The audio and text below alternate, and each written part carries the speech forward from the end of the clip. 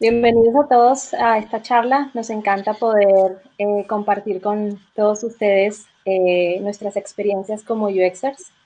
La idea de esta charla es contarles un poco de cuáles son esas buenas prácticas que todo diseñador UX debe tener en equipos digitales.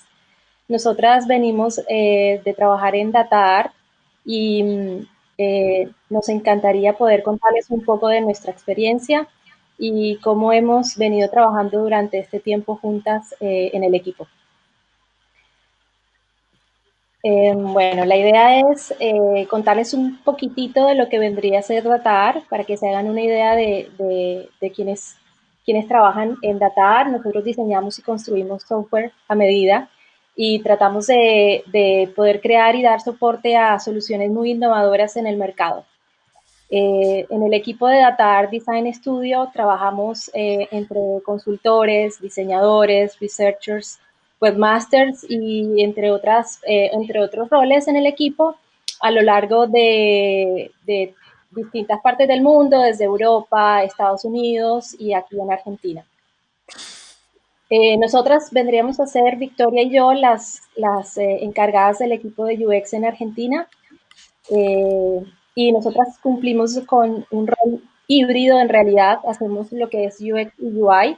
Yo tengo más de 10 años de experiencia trabajando en el medio del UI y del UX y durante todo este tiempo trabajando en Datar, que ya son más de 2 años y medio, nos hemos enfocado en proyectos que involucren todos esos procesos desde el inicio del proyecto con la parte del UX, continuando con el UI y trabajando con distintos roles. Por eso con nuestra experiencia les iremos contando un poco de las buenas prácticas en nuestro equipo y le doy pie a Vicky para que nos cuente un poquito de su experiencia. Gracias, Dani. Hola a todos. Bueno, yo soy diseñadora gráfica, me especialicé en UX, estudié un poco de frontend me parece importante como para entender el medio en el que me dedicaba a diseñar. Y me sumé al equipo de DataArt hace un año y un par de meses.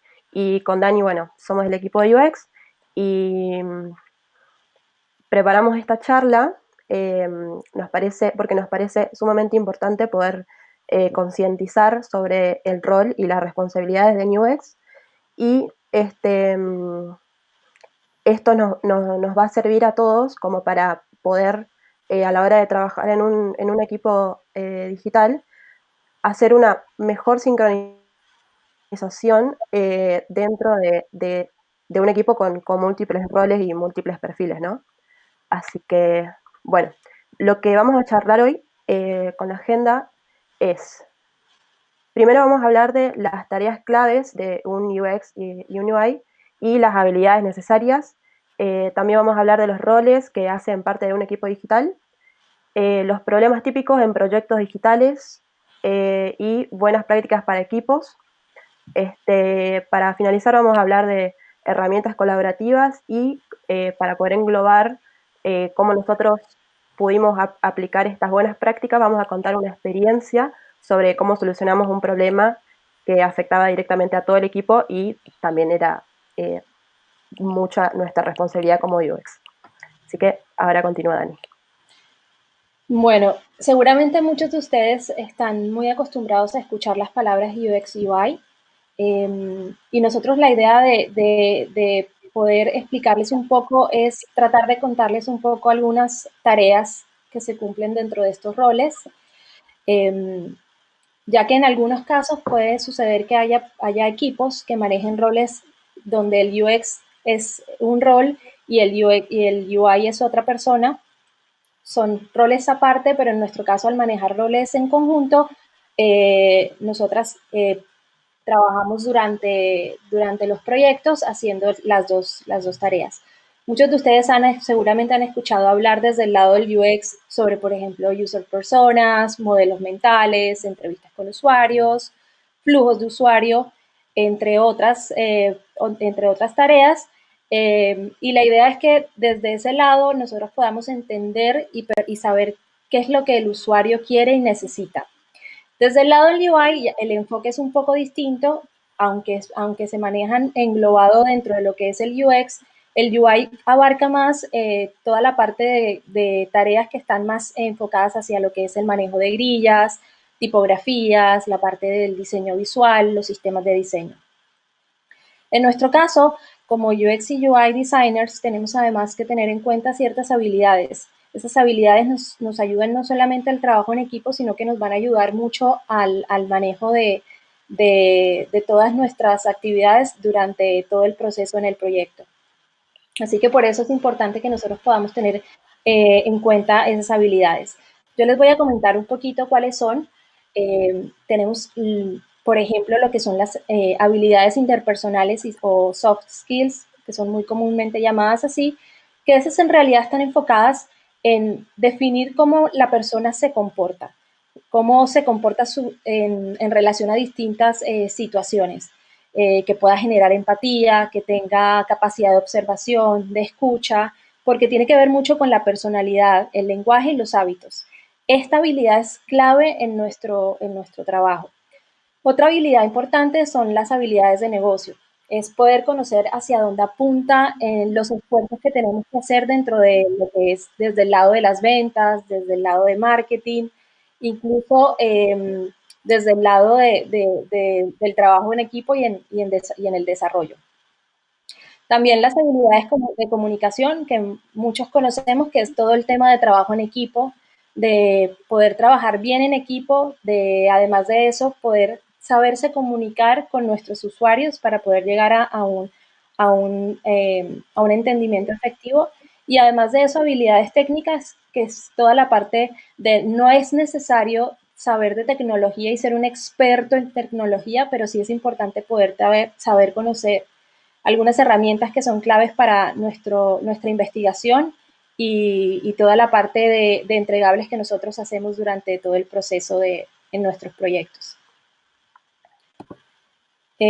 Así que bueno, nada, cabe una frase que me parecía que era relevante para que podamos entender la importancia de poder eh, utilizar nuestras habilidades, porque eso va a hacer que trabajar juntos sea de manera efectiva, va a poder hacer que nosotros podamos entregar proyectos muy eficientes y que además de eso sea como un trabajo mucho más efectivo entre todos nosotros como equipo en los equipos digitales.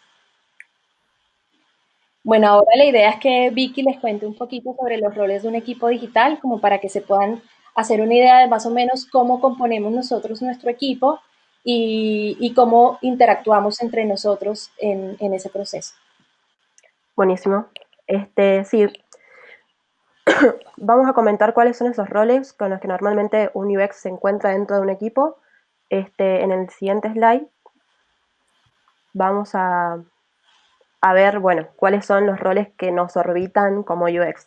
Sé que hay muchas siglas y hay muchos roles que muchas personas no conocen, como, bueno, PM, QA, los analistas, como esos son roles que normalmente se encuentran dentro de una empresa que estructura a un equipo digital. Bueno, vamos a explicar ahora cada uno de los roles más o menos de qué se trata cuando estamos hablando de perfiles en un equipo digital, así que vamos a ir nombrando uno por uno y comentando de qué se trata cada uno, ¿sí? Bueno,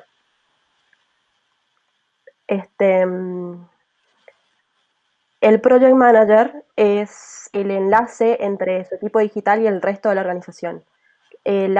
Todo este rol se trata de administrar el equipo, mientras que la otra mitad de este rol es administrar todas las soluciones entrantes de otros departamentos, asegurándose de que todos tengan lo que necesitan. Entonces, este Project Manager diseña un plan de trabajo, controla el proceso de desarrollo, mantiene contacto con el cliente y coordina detalles importantes con el cliente. Eso es el rol de Project Manager. El siguiente rol, que viene a ser el analista de requerimientos, su tarea principal es tomar la visión del proyecto, analizarlo y traducirlo en especificaciones técnicas completas. A su vez, estas especificaciones serán utilizadas por el equipo de desarrollo web para establecer plazos y prepararse para el proyecto. Entonces, el analista de requerimientos recibe los requerimientos del proyecto, los analiza y crea toda la documentación técnica que va a ser útil para para el resto de los roles. El siguiente rol, que vendríamos a hacer lo que hace un UX y un UI, lo que hacemos es hacer todo lo que sea la investigación con respecto al producto digital, a lo que sea su rubro, las cosas que ya existen, todo lo que sea la etapa de investigación para poder entender qué es lo que vamos a diseñar y cuáles son los problemas a los que nos vamos a enfrentar. También construimos todo lo que sea los wireframes. Los wireframes vendrían a ser esos esqueletos que van a empezar a componer todas las pantallas y creamos los prototipos. Una vez ya diseñado, podemos aplicar todo lo que sea ya diseño gráfico y el UI, la user interface, y creamos los prototipos ya utilizables para poder hacer testing con usuarios, poder detectar problemas tempranos, etc. El siguiente rol es el desarrollador web, que vendría a ser este rol que se encarga ya de materializar este producto digital. El desarrollador web tiene dos partes: el backend developer, que se encarga de hacer todo el desarrollo del lado del servidor, y el frontend developer, que se encarga del lado del usuario y es el responsable de que nuestro diseño se pueda visualizar eh, ya en la nube y materializado en el producto, digamos. Así que eh, este viene a ser el desarrollador web, y el siguiente rol con el que normalmente se encuentra son el QA, que crea y mantiene estándares de control de calidad para en la producción. Eh, y se encarga de ejecutar cualquier escenario de integración, prueba de rendimiento, eh, y se encarga de que todo lo que esté en producción pueda cumplir con todos los puntos que se requirieron con los desarrolladores, y escribe los test de automatización, reporta todos los problemas que hay dentro de la UI, testea la calidad del producto, de que eso realmente eh, sea utilizable, sea rápido, eficaz, y chequea la implementación de la interfaz, que esté todos los puntos como ya se setearon previamente. Así que bueno, esos fueron los roles. Espero que se haya entendido más o menos qué es lo que se encarga cada uno. Ven que es como un engranaje que viene a encargarse de diferentes puntos dentro del producto digital para que pueda salir de la mejor calidad posible. Bueno, vamos a hablar un poco ahora de cuáles son los problemas típicos en los que en proyectos UX nos encontramos.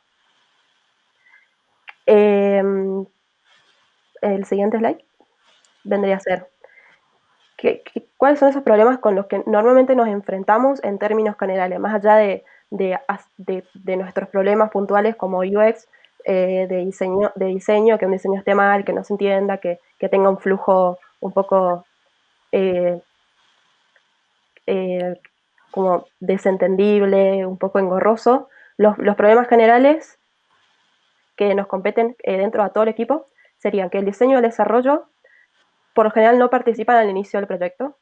La separación entre equipos de diseño y equipos de desarrollo, eh, trabajar en silos, o sea, trabajar lineal cuando en realidad el proceso es más circular y holístico.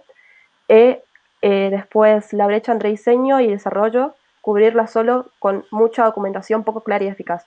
Toda la documentación debe ser clara y concisa, y no puede ser demasiada, solamente debe tener todo lo que sea realmente utilizable y útil para el resto. Y el siguiente problema que también sucede bastante es asumir que solo una parte del equipo es la responsable de la experiencia del usuario.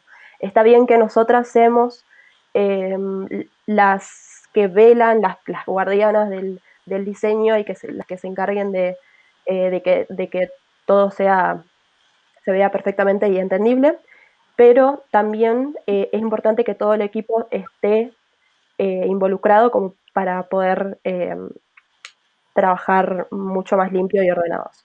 Así que, bueno, ahora Dani le va a comentar, ya vamos a hablar directamente de las buenas prácticas. Sí, La idea es contarles un poquito más en detalle, teniendo en cuenta cuáles son esas problemáticas que normalmente encontramos en nuestro día a día en los proyectos, es entender qué podemos hacer para mejorar nuestro flujo de trabajo. Y muchas veces ese flujo de trabajo tiene que ser eh, identificable. O sea, nosotros, cada proyecto es un mundo y seguramente cada uno en sus equipos puede encontrar distintos tipos de problemas que puede encontrar a la hora de trabajar, pero muchos de ellos tienen que ver con cómo nosotros nos manejamos. Entonces, algunas buenas prácticas en equipo donde podemos entender qué podemos hacer, que podamos decir, ok, listo, ¿cómo puedo hacer para mejorar los problemas que tengo en el equipo? Sean de comunicación, sean de que los roles no están claros o cualquiera de esas problemáticas que nosotros tengamos, es importante que nosotros podamos identificar cuáles son los desafíos que nos encontramos en un trabajo colaborativo, por ejemplo. Si tenemos que trabajar remoto o tenemos que trabajar todos presencial en un lugar, que nosotros podamos entender cuáles son estos desafíos a lo largo del trabajo en conjunto para poder identificar cuál sería la mejor solución.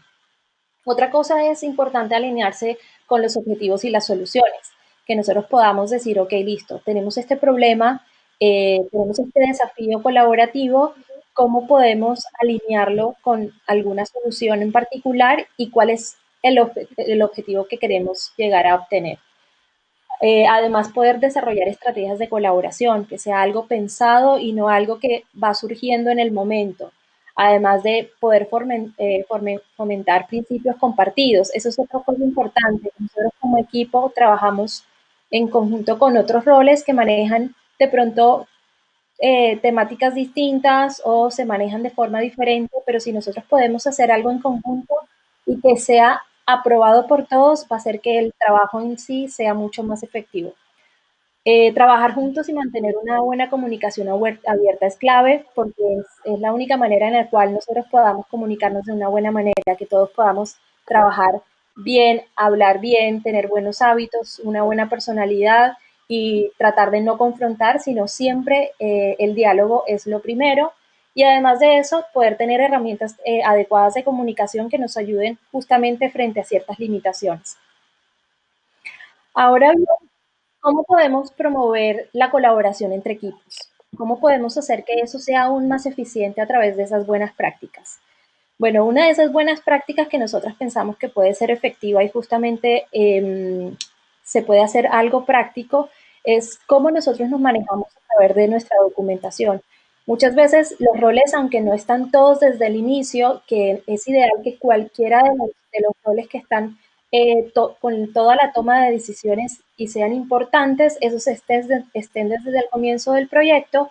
En algunos casos puede suceder que haya roles que puedan entrar más tardíamente y que puedan estar siempre comunicados en la misma línea, que sea claro para ellos que todo y transparente, que todo lo que se está haciendo en el proyecto sea fácil información para todos. Y eso incluye que, por ejemplo, en el equipo de desarrollo esté desde el comienzo del proyecto también. Entonces nosotros, por ejemplo, proponemos la idea de manejar siempre archivos en el cloud o en algún lugar donde prefieran tenerlo, donde todo el equipo pueda fácilmente interactuar con esa documentación y se pueda informar.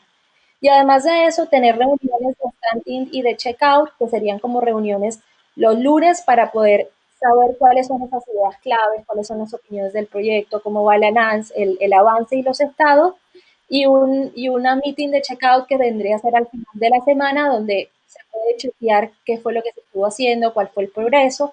Así es mucho más transparente la forma en la cual nosotros trabajamos con todo el equipo y estamos todos informados. Otra de las buenas prácticas vendría a ser la práctica de estar prototipando ideas de siempre todas las ideas que tenemos. Tener claros, por ejemplo, mapas de sitio, diagramas, flujos de usuario, storyboards. Nosotros como UXer tenemos esa capacidad de poder hacer claramente, mostrar de manera visual muchas cosas que seguramente en el equipo, por más de que se puedan charlar en ideas o en reuniones, claramente la idea de prototipar estos flujos y estas taxonomías, vocabularios, ideas de negocio, hace que sea mucho más claro para todo el equipo.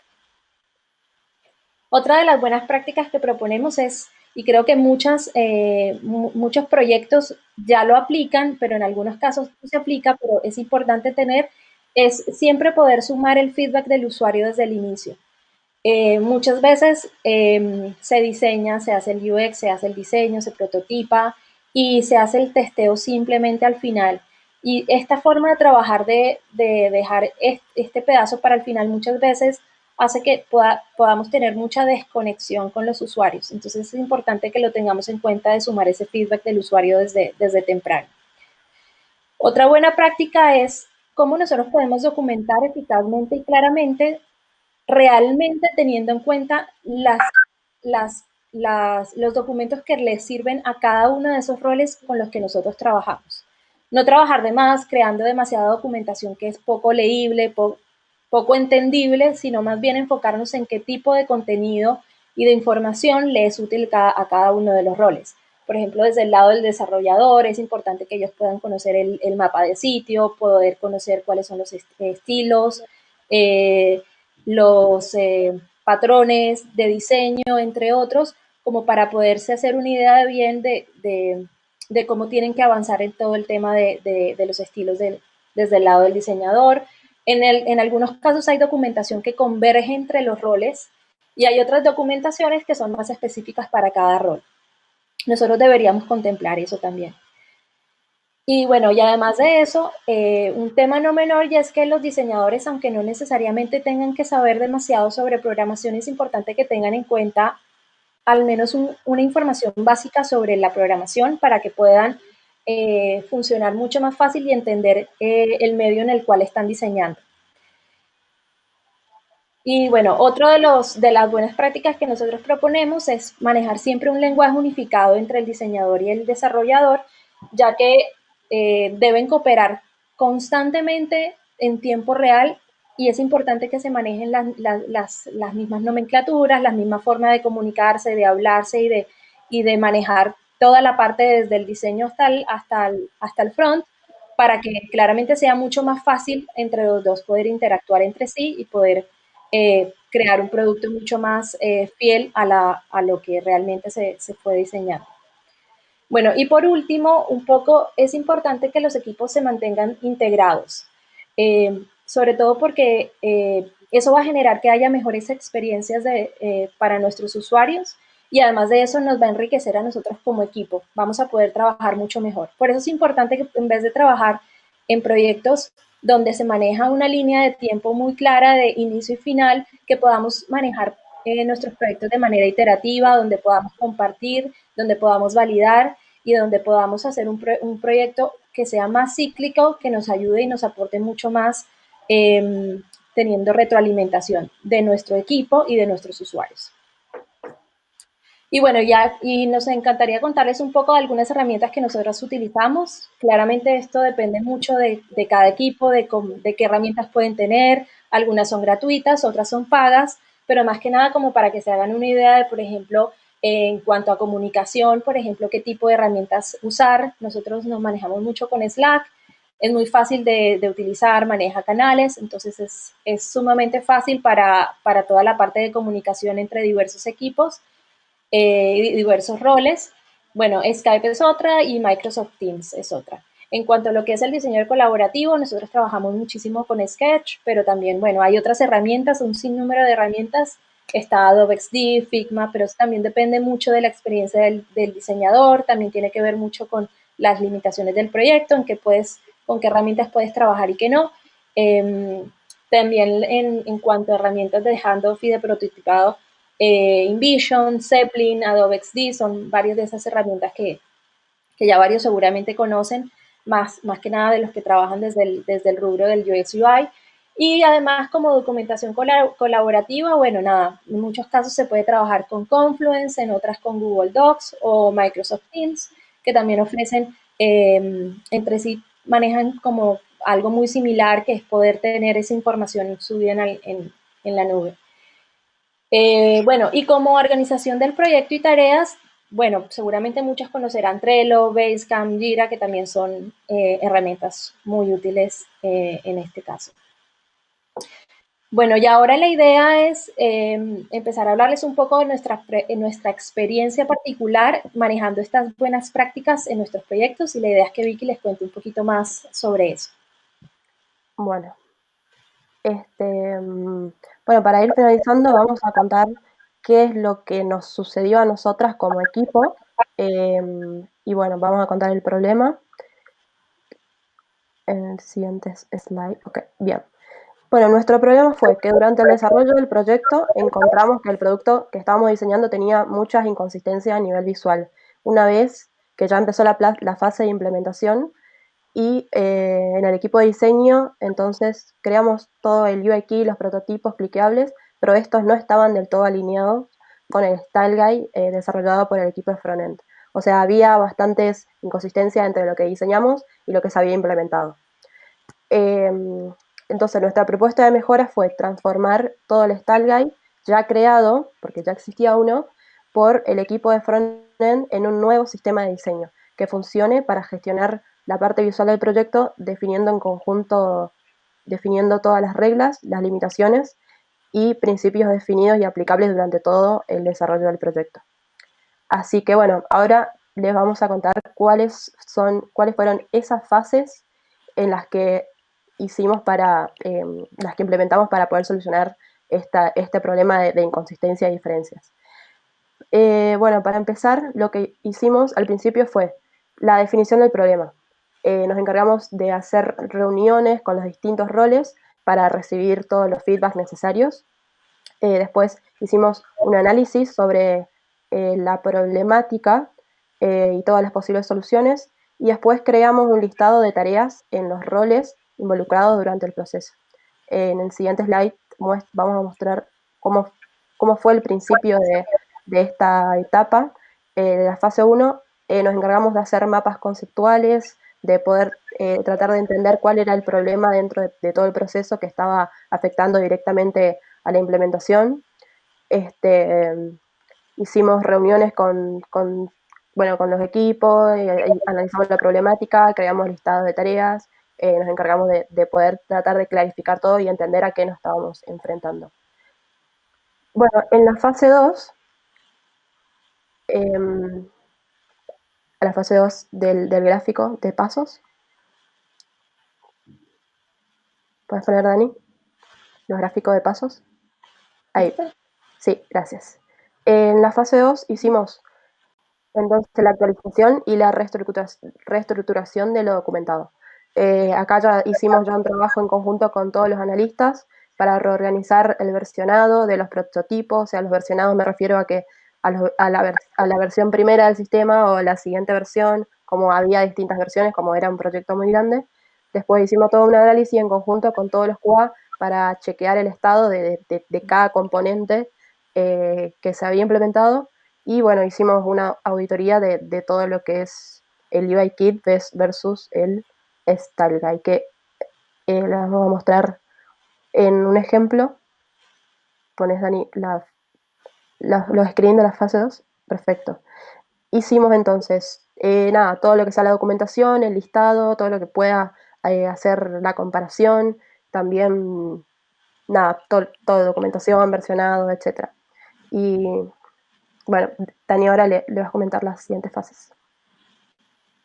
Bueno, nosotros una vez cumplimos la fase 2, que fue una fase 2 bastante extensa porque además requería que nosotros pudiéramos trabajar en conjunto con otros roles y poder crear documentación eficaz para ellos que realmente fuera útil.